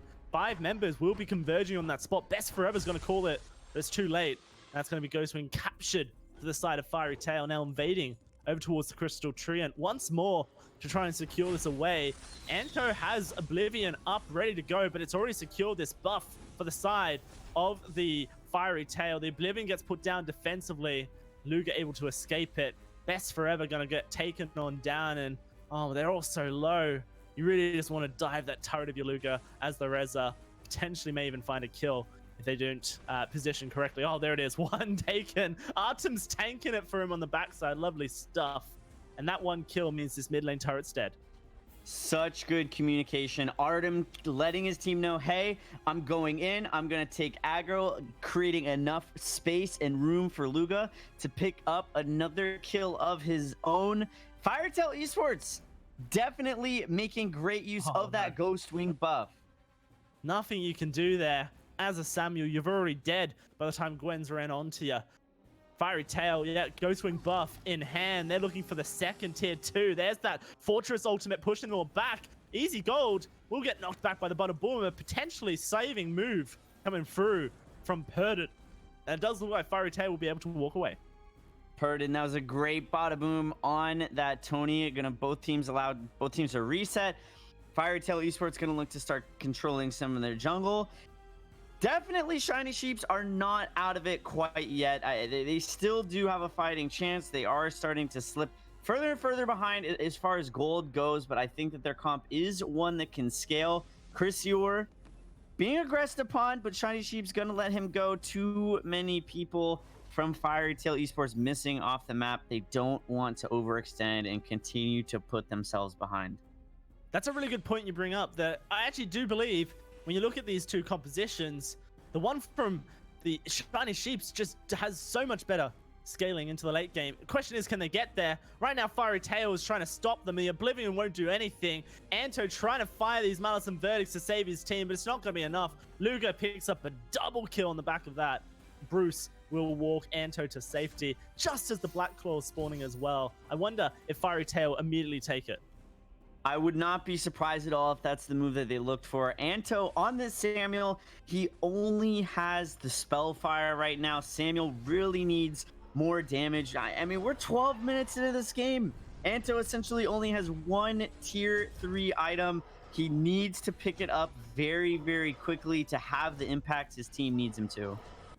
Bruce is trying to find the steal in the back line. Meanwhile, Penguin of War is able to find a kill of his own. Such great communication here coming out from Fiery Tail. They stop damaging the Black Claw to make sure that no steal comes through. And Luger's just having a field day. A double kill whilst this all goes down. Black Claw will be secured for the side of Fiery Tail. And now they're looking for their finishing moves. This is going to be a big push coming from Fiery Tail Esports. They don't have the Ghost Wing buff though. The Ghost Wing is still online for them to control. I wouldn't be surprised at all if they took 1, maybe 2 turrets here, then backed off. It depends on how aggressive Shining Sheep gets in their defense. But with Samuel's splash damage on those Malice and Verdicts, very good at thwarting a Black Claw push. And it'll be interesting to see how they kind of position in this manner. And so right now, they're positioning right under Luger. He does get stunned, put to sleep, taken on down. It's a good kill coming through for Shiny Sheeps. Let's see if they can find anything else whilst that Black Claw continues to do the work. Purdon being tanky, he's just able to walk away due to the Divine Intervention. Meanwhile, Penguin of War's doing damage on the bot side, getting involved in this fight. Easy goal, the target, but they have to continue marching their way out of base. Artem already lost his life. It's not enough. Now it's going to be Purdon, potentially the one taken on down by the rest of the side of Shiny Sheep. Meanwhile, whilst we say this, Purdon continues to buy time. That Black Claw's on the armory. Purdon's still alive. Bloody hell. Will finally lose his life. And Penguin of War says, haha, I want some fun. Doesn't look like that was a good move because Anto will do the damage once he gets in range with the Malice and Verdicts. And there it is. Throwing him out. Oh, Luger comes on the backside. This is just a clown fiesta at this point. Luger wants the kills, diving on in towards Bruce. Looks like he may have bit off more than he can chew as he gets stunned up. Able to find one onto BML. Divine Intervention doesn't keep him alive. Cryzio now stuck in a very tough position. Is going to get silenced on up. So the Shiny Sheep's just going to escort him back to the Sanctuary. The Crickwoot, if they can help it. Unfortunately, they can't because Artem's got those healing prowesses. And meanwhile, their base is being torn apart by minions. Already 2 turrets taken during this whole affair. That was quite the fiesta indeed. Shiny Sheeps started that off. Phenomenal defense of that Black Claw push. I think Firetail Esports overextended just a little bit into their base. Shiny Sheeps doing a phenomenal job of punishing them for that. Penguin of War was split from his team. When you have the Black Claw and you're not able to secure an objective that's meaningful, which he wasn't able to in that bottom lane, you want to just be with your team and making the one thing that you do have going for you as effective as possible. He wasn't able to do that. Shiny Sheeps, though, looking to potentially contest this Black Claw capture, or Ghost Wing capture, excuse me.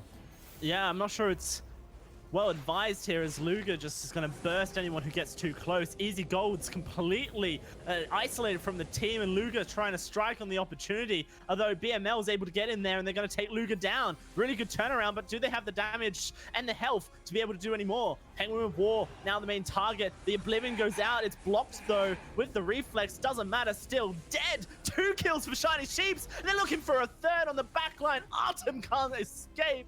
It's Cryzio, the next target. It's a triple kill coming through the Tornado turret. It's enough to stop them up. It is going to be the 4th kill taken for Shiny Sheeps. Not quite the quadra that this Vox wanted, but so much hope for Shiny Sheeps. Being 7k gold down and the ability to pull something like that off, absolutely remarkable and a huge testament of just how well this Shiny Sheeps composition scales throughout this game. They're starting to turn it on. It's just a question of, is it too little too late? Luga almost picking up that Ghost Wing steal though. Man, those, you know, those Scorchers don't do much damage, Flash X, just by themselves. But it was so close. At this point, the questions that I'm wanting to know, Flash X, is this Fiery Tail being sloppy in their early game advantage? Or is it Shiny Sheeps just with the mental fortitude and understanding of their power spikes really just fighting back into this game? It's got to be a combination of both. I think Luga had a really sloppy play during that Black Claw push. He actually died very early on by overextending, and he used his gold to get teleport boots to get back into it, and then he died again. So spending the gold on an item that, you know, I wouldn't really consider essential to a Rez's build hurts him a lot. He doesn't have the boots that you would traditionally see on a Reza. I think that is very, very sloppy, and he might be getting punished for it right now. 3-man torn, and it's Easy Gold caught up in it. Luger diving onto the backline once more, looking for Anto here. Easy Gold trying to hold them back. It is going to be the turnaround. It's going to be this Tony focused down, but Luger, he's on to the Samuel. First kill goes Penguin of War, and Easy Gold is the one. It's a double for the Gwen, and the best forever the target. Luger still alive, being chased on down, but Purdon's coming in to try and help out. Meanwhile, Best Forever, tanky as he may be, cannot survive forever and eventually loses his life. At this point, it's pretty much GG maybe. We'll have to see how Fiery Tail are able to do. It doesn't look like they're going to go for the game, and it's the Black Claw that they want. Yeah, Black Claw, I definitely think the much smarter play. Maybe if they had that armory down already, that'd be a play that they could potentially look for. But they were already so low, in Fortress and Samuel, definitely two very, very strongs to be on the map. They have a few interesting decisions to make right here. Their top and bottom lanes are pushing against them. Luga is going to go back to base, but that's really going to hurt the effectiveness of this Black Claw push. Teleport boots, Flash, remember? He can get back in, it's all good. And here comes the fight as well. Anto trying to throw out the damage. This Black Claw onto the armory. Here it comes, the fight, but it's a good Oblivion putting the backline to sleep. Doesn't matter, Best Forever taking so much damage. Good block on the Butter Boom, but now he's in range for the fight. Where's Luger in all of this? Is he able to get the damage is the question. Easy Gold targeted. Easy Gold may lose his life. Yeah, he will. That's the Gwen picking up the kill. Penguin of War able to do so. And this is going to be the Black Claw onto the Vein Crystal. Nothing Shiny Sheeps can do. It's time for some lamb. Fiery Tail cooking up a storm and taking game one. Great stuff out of Fiery Tail Esports, despite making some poor decisions, able to remain composed and close out the game. Fantastic stuff from Fiery Tail, able to close it out, but it was sloppy at best, and I'm thinking that's going to be the main subject on the desk. Let's hear it. Fiery Tail take game one in the end, but my God, Shiny Sheeps gave them a run for their money, 7k down, and they're winning 2 fights in a row.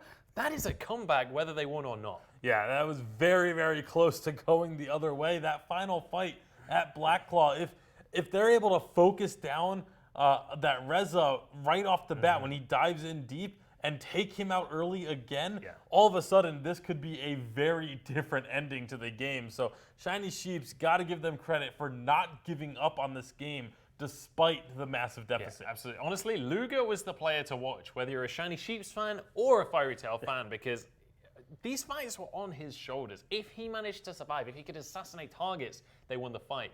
But a couple of times he was overextending, he was biting off more than he could chew, and was punished pretty heavily for it. Let's take a look at where we are currently in the bracket though. Our Razor Front bracket here. We're in the last round of 16 game. It's Shiny Sheeps up against Fiery Tail. Fiery Tail currently 1-0 up off the back of this series.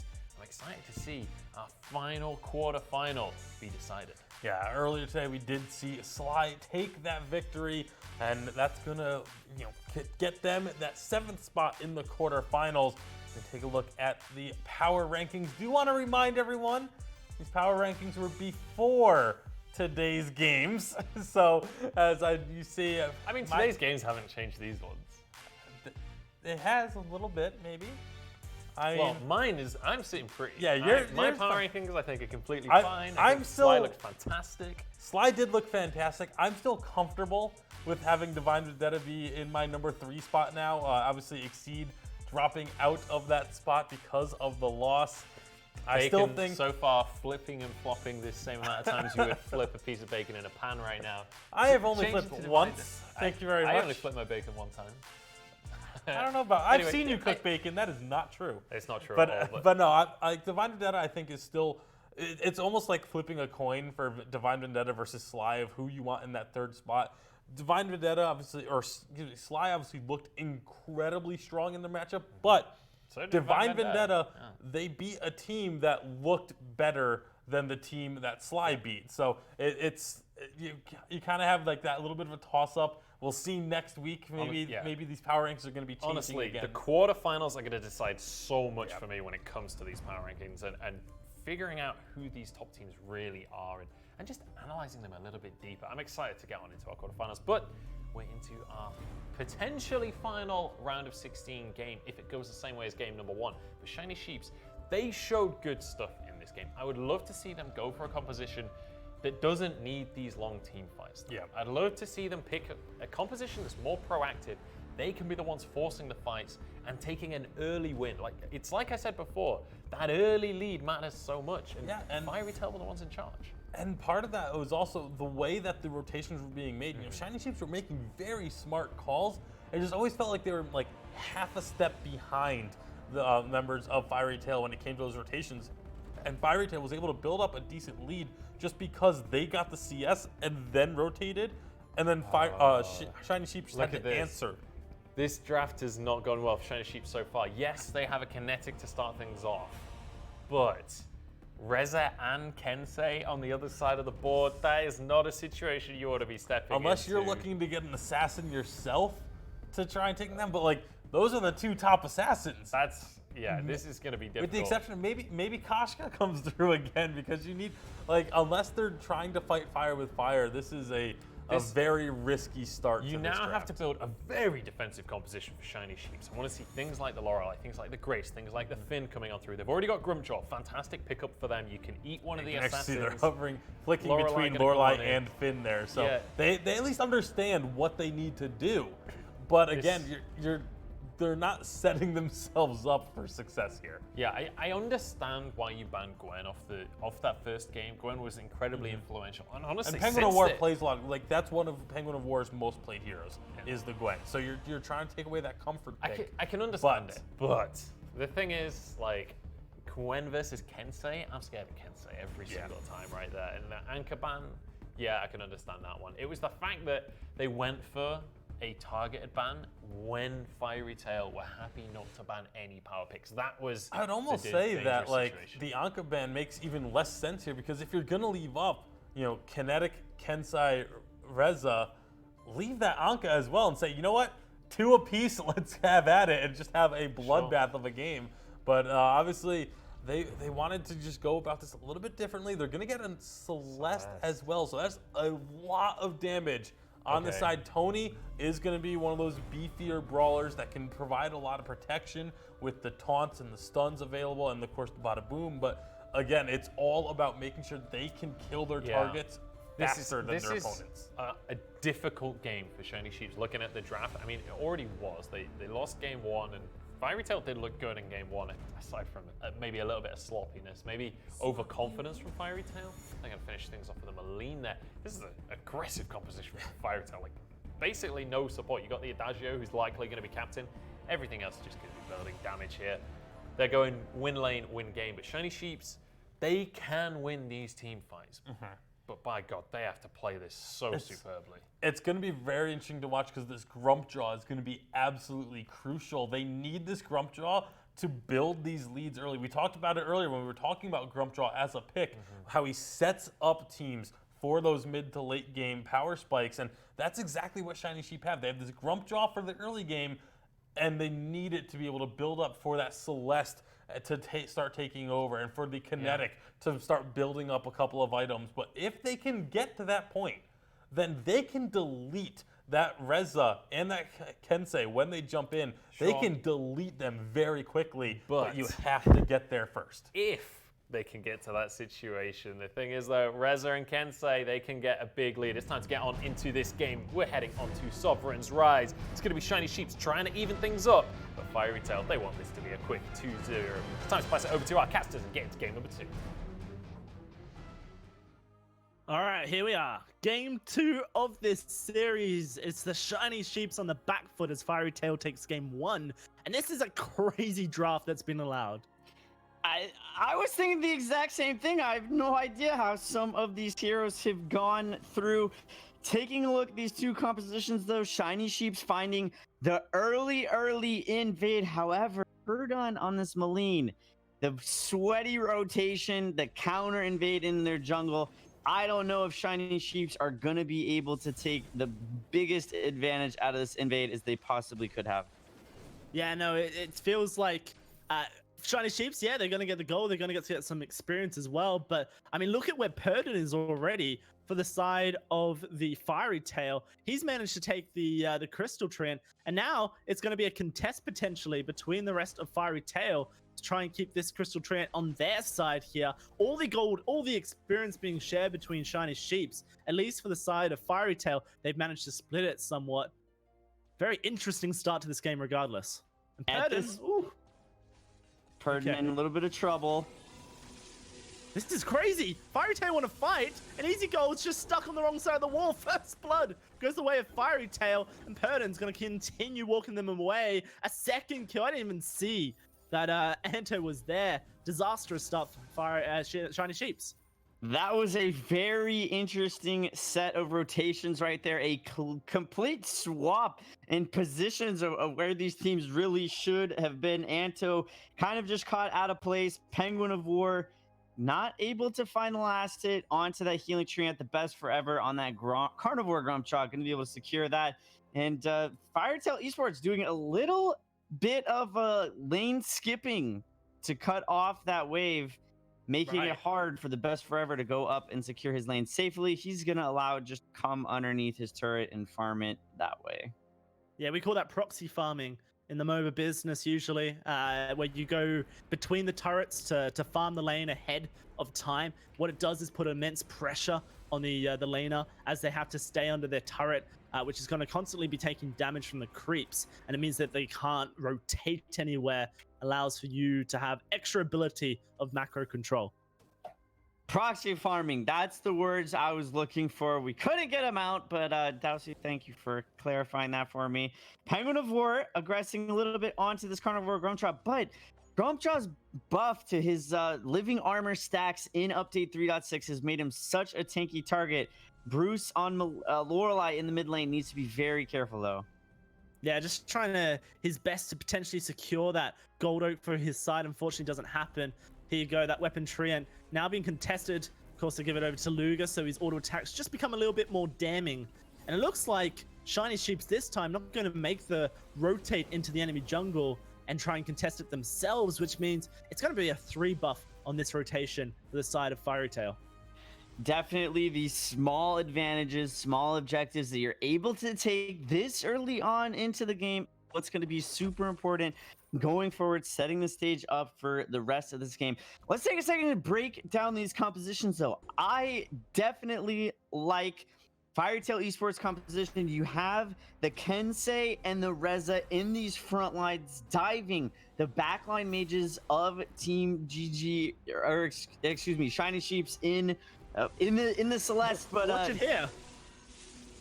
Just like the that. dive, exactly. That's exactly what they need. Lugo with the double buff on the Samuel. Too much damage for Easy Gold to be able to survive through on that kinetic.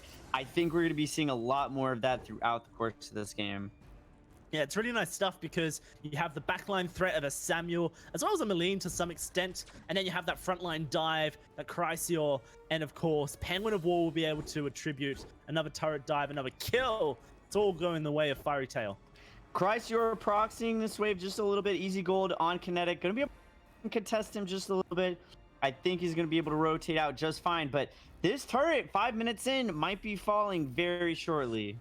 Yeah, this turret's gone. It's not what you want, especially considering the fact that for the side of Fiery Tail, this is their top side, usually the weakest side of their map. And for the side of Shiny Sheeps, of course, their bottom lane is where they're hoping to get the advantage onto this kinetic. So already, they're really trying to take away the win conditions of the side of Shiny Sheeps. Yeah, definitely doing what they can to minimize those win conditions much as possible. Celeste is one of those heroes that really doesn't come online until she's level 8.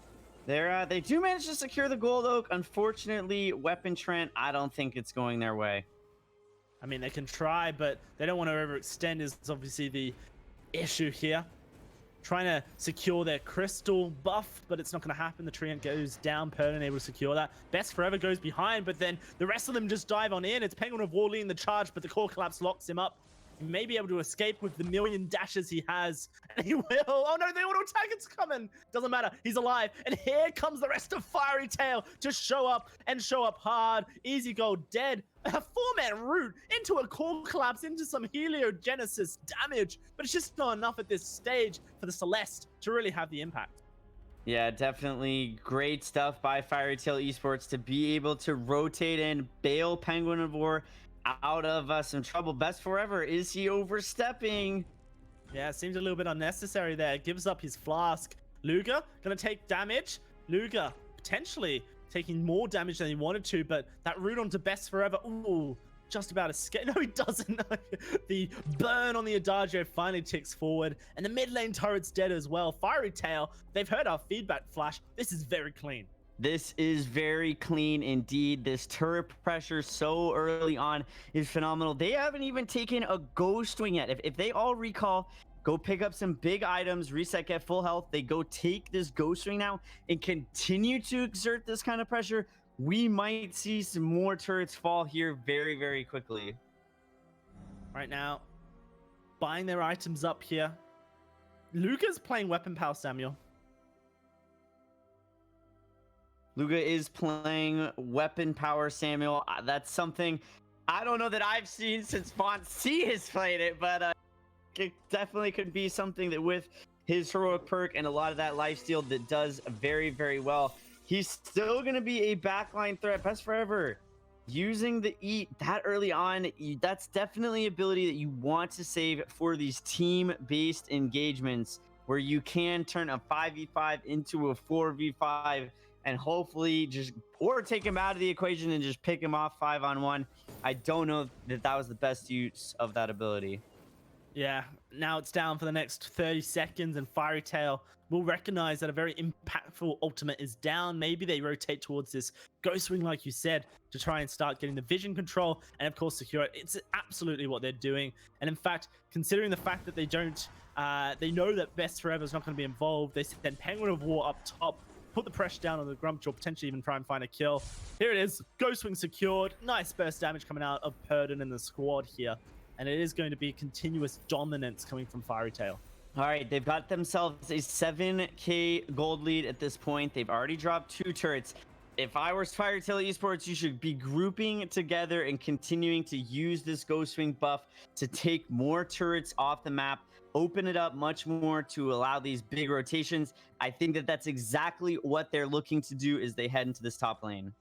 Yeah, absolutely. It is going to be them 4-manning in the top lane, and there's no rotation coming through from the side of Shiny Sheeps to contest. Instead, they're sending 4 to the bot side of the map to try and contest Chrysaor, potentially pick up a turret of their own. But then pushing power that Fiery Tail has means that potentially they even find themselves an armory if backports don't happen soon. Tier 2 down, they've still got a huge wave coming, and it is going to be the armory turret now contested. Best Forever can't hold them off. No sign of backport coming through. This is disastrous for Shining Sheep.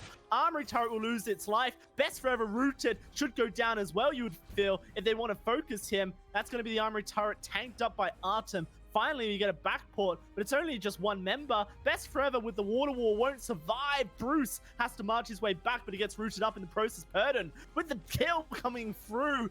Armory's going to go down.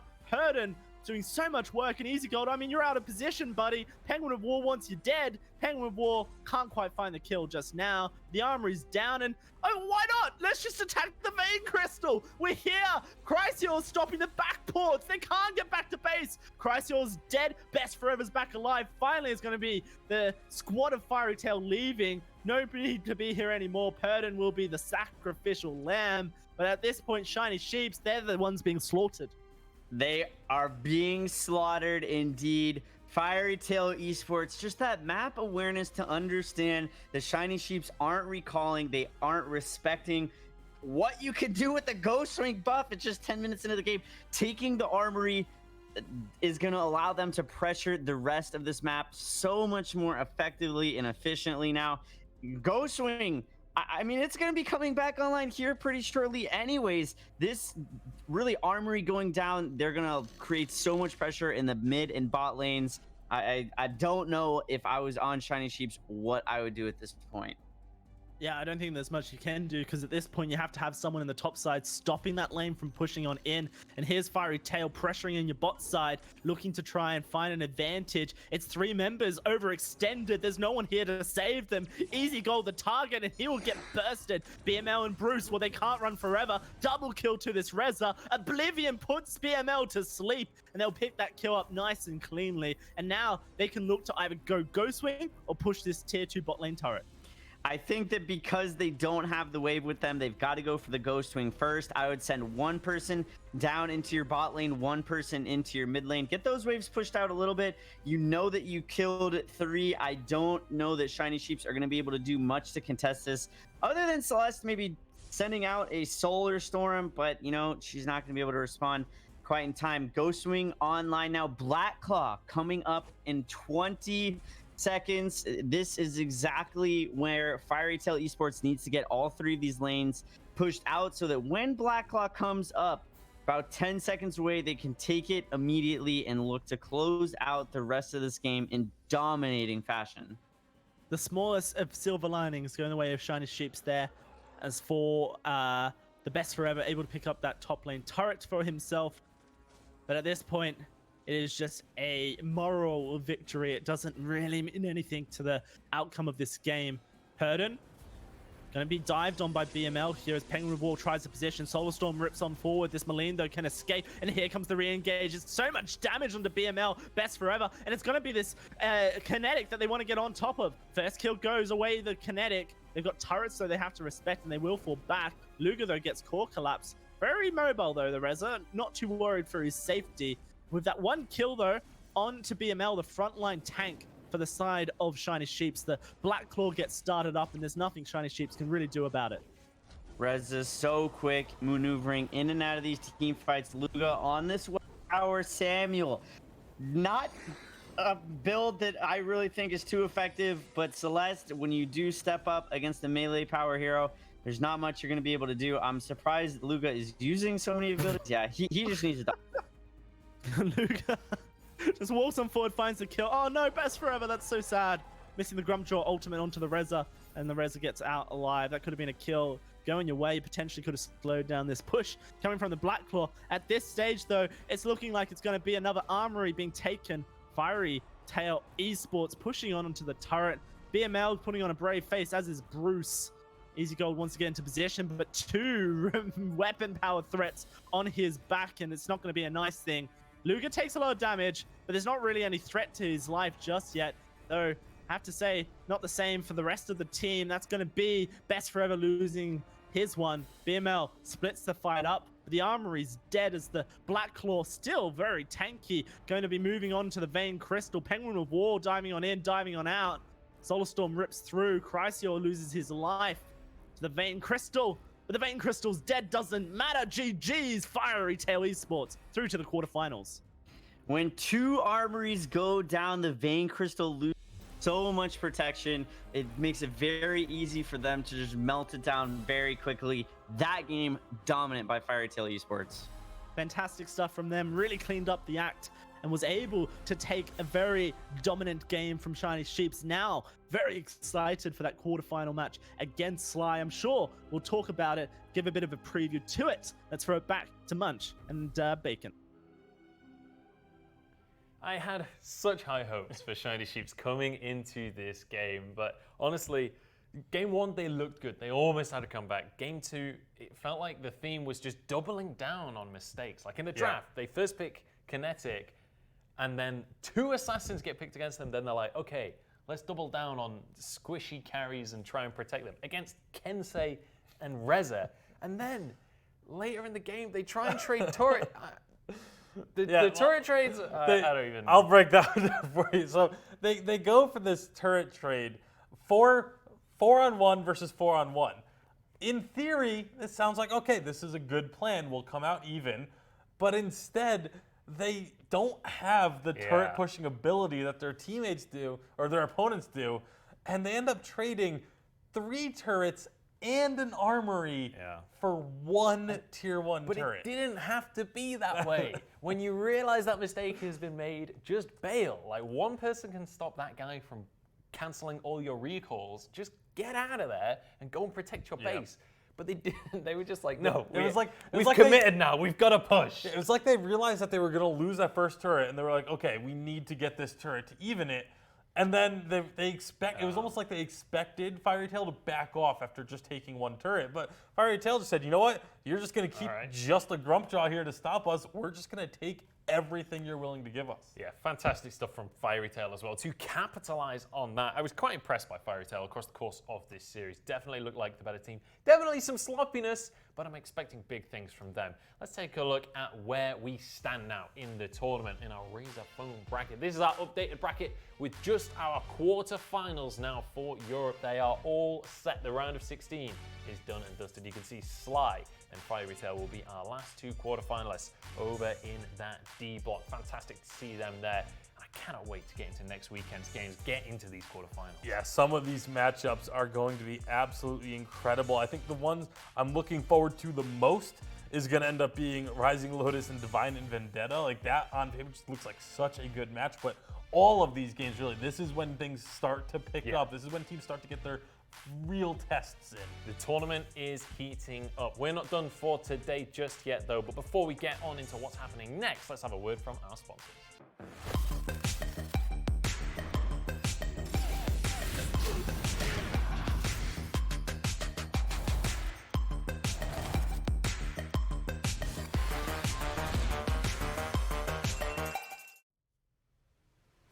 You can see the results from this morning's game. Sly and Fiery Tail both managing to take a 2-0, but next up on the VPL, we're going to be jumping into our North American games in about an hour's time, with Vision Gaming making their debut here on the Rise up against Witch Doctor, and then we're going to have Dorea Esports up against Jenners, which is going to be a very special matchup for a different reason. Yeah, the team, the player names on Dorea is they're a little unique, we'll say.